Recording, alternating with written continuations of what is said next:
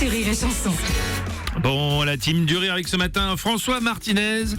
Bon, alors la semaine dernière, l'État a organisé la semaine d'éducation et d'action contre le racisme et l'antisémitisme. Ouais, mon Bruno, mais rassure-toi, vu le contexte actuel, on m'a demandé tout en haut de couper court sur d'éventuelles vannes sur la communauté juive, donc détendez-vous. Même si je me dis que le choix de l'expression couper court était pas forcément la plus judicieuse.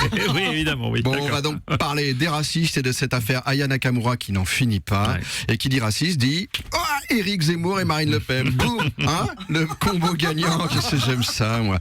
Alors Éric, il a dit avec son petit air effarouché habituel que pour lui, elle ne chante pas en français. Et Marine a surenchéri en allant jusqu'à dire que ce choix pour les JO était une façon d'humilier la France. Et ça, les amis, en toute détente, à la télé, à 1 heure de grande écoute. Oui, mais tout le monde n'est pas comme ça. Il y a aussi des gens qui ont défendu la chanteuse. Ouais, tu as raison de le rappeler, Bruno. T'es un peu l'optimiste du groupe. Oui, j'aime c'est ça ça, chez moi. toi. Hein, alors, dans ses défenseurs, il y avait notamment, devinez qui ? Pascal Pro. Incroyable. Bah ouais, mais moi aussi, ça m'a surpris quand je l'ai appris. Alors, on est d'accord que quand c'est lui qui te dit que t'es intolérant, c'est un peu comme ton pote à 4 grammes en soirée qui te prend tes clés de bagnole en te disant que c'est lui qui va conduire parce que toi t'es trop bourré.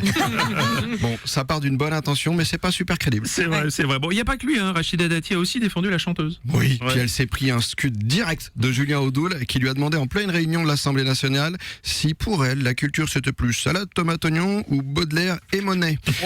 Bah, pour le coup, on est quand même plus sur un pétard mouillé qu'un scud. Ah bon, mais pourquoi? Mais parce que quand on a un peu de culture, justement, on sait qu'à leur époque, Monet était considéré par ses aînés comme dessinant comme un enfant de 4 ans et ne faisant pas honneur à la France, et que les fleurs du mal de Baudelaire étaient qualifiées d'outrage à la morale publique et aux bonnes mœurs. Ah oui, ouais. d'accord. Ah Bah oui, comme quoi, Aya Nakamura est sûrement plus Baudelaire et Monet que salade tomate oignon. Oui, bon, en gros, il a voulu briller et il a foiré son exemple, quoi. C'est Ouais. ça, ouais. Bah, c'est un peu comme si au lieu de dire dis donc, les livreurs c'est quand même souvent des arabes, non? Oh mon Dieu. Eh ben il avait dit moi, si je veux être sûr de recevoir ma commande Uber Eats intacte, je commande toujours pendant Ramadan avant le coucher du soleil.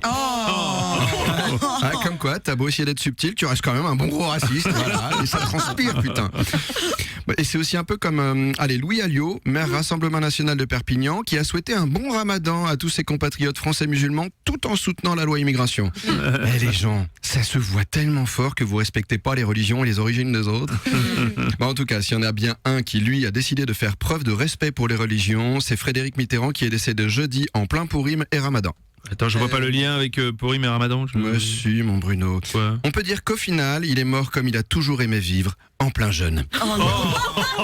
Allez, j'aurais pas mieux. Non, bah oui, La bise, les amis. Ciao, c'était la team du rire avec François Martinez ce matin. La team du rire.